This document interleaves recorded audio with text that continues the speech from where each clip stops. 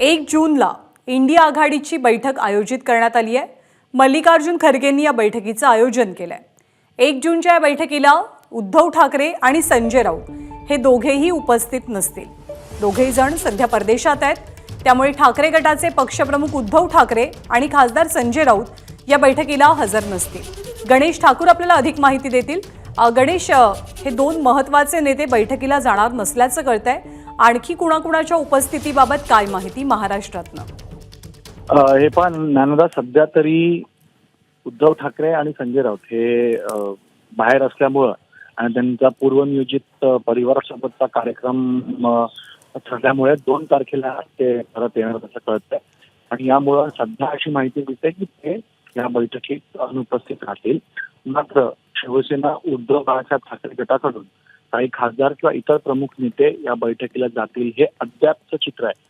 समजा नंतर काही बदल झाले तर सांगू शकत नाही, मात्र अद्याप तरी उद्धव ठाकरे आणि संजय राऊत त्या बैठकीत नसतील असं बोललं जात आहे।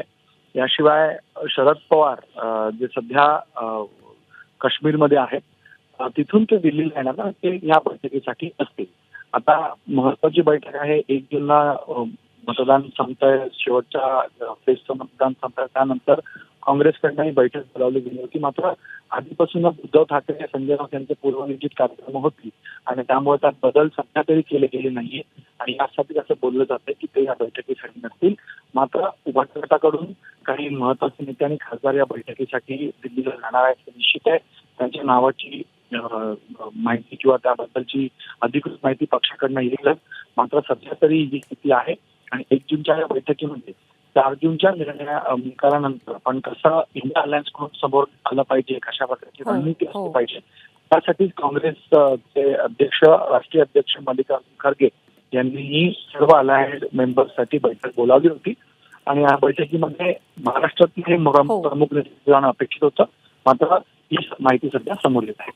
धन्यवाद गणेश, अपडेट्सबद्दल, माहितीबद्दल। एबीपी माझा, उघडा डोळे बघा नीट।